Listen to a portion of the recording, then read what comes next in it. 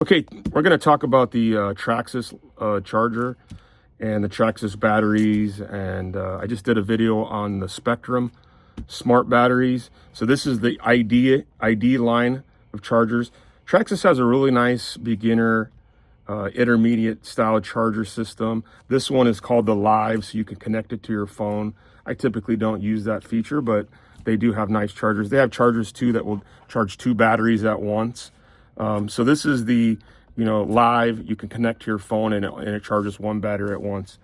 In the Traxxas line of batteries, you pretty much have lipos, and there's still some nickel metal hydrides for the triplets, like the Rustler, Stampede, Bandit, Slash. Some of them still come with these nickel metal hydride batteries. The nickel metal hydride batteries are really strong. They take a lot of abuse. You don't need to babysit them, but they're twice as heavy as a regular battery. They don't last as long, and they don't have as much power. Okay, but they're affordable, so that's why people like them. These are the new Traxxas. Well, they're not new any longer. I think they've been around 6 or 7 years. The ID connector that come with all the Traxxas batteries and trucks and stuff like that. They only have one size, so you don't have to worry about different sizes. When you plug in your battery, so if you plug in the LiPo to this charger, right away, again, it's going to know that it's a LiPo. So right here, as you can see, it knows LiPo. And it's going to tell you to balance it. Again, this has, the Traxxas battery have no balance connector. It's built into the wiring in the connector right here in the ID plug. Okay, so all you have to do is hold down this button and it's going to start charging. Now, if you want to, like we were talking about in the Spectrum video, if you're going to use this battery, that say you're going to charge it all the way up. So I'm going to hold this button. Okay, as you can tell, this battery is about 3/5 the way charged. Okay, well, now it's bumped up to 4, so this is a pretty charged battery. This status light here is telling you that it's actually charging, and this tells you how much it's been charged, the battery itself. So it's charging. Once you charge this 100%, you're going to put it in your vehicle. You're going to go out and drive it, probably use it completely up. And once you're done, what you need to do is put it in storage mode. Okay, and I'm going to show you how to do that. So you're going to leave the park. You're going to go home. You're going to plug in your battery. It's going to go right into balance mode. You're going to move it over to store mode, and you're going to charge it that way. Okay, so what it's doing now is it's telling you, it's flashing, it's saying it's working, but it's in store mode. It's going to take the power out of the battery and get it down to about half the voltage. And that's where these batteries like to sit.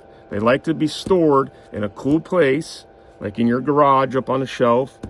They don't like it to be hot. They don't like it to be cold. They like to be stored at about 50%. Storage mode is what we call it. So if you use your battery up 100% and leave it, you're going to come back a week later and your battery's going to be dead, and there's nothing to bring it back alive. You're going to have to buy a new battery.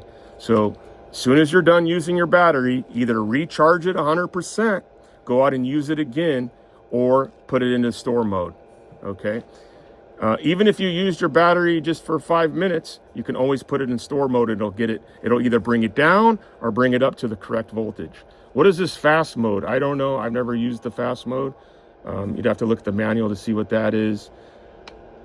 We'll stop here. I'll show you what a nickel metal hydride battery is like. Again, very simple to use. Plug it in.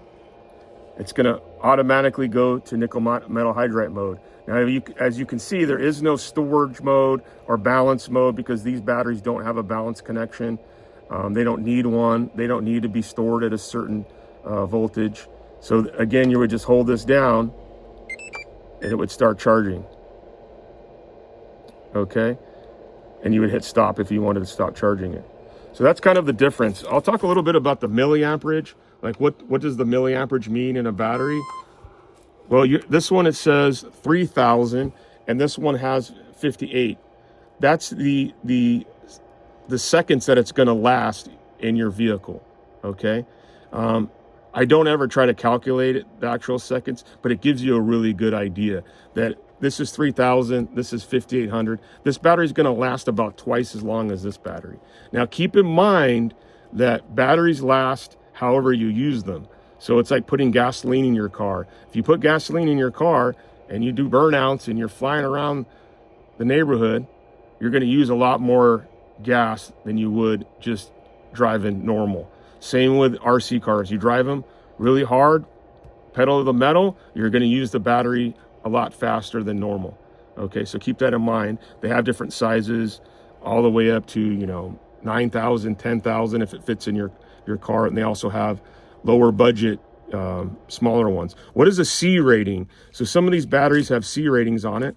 These actually don't. A C rating in a battery is the amount of punch that it's going to put out of the battery. So the higher C rating, the more punch, the more power the battery is going to have. Sometimes you'll get a higher punch battery and you'll actually fill it, and sometimes it's not enough to fill it. Traxxas doesn't write those numbers on these batteries, so that's why you don't see them here. Okay, thanks for watching this video.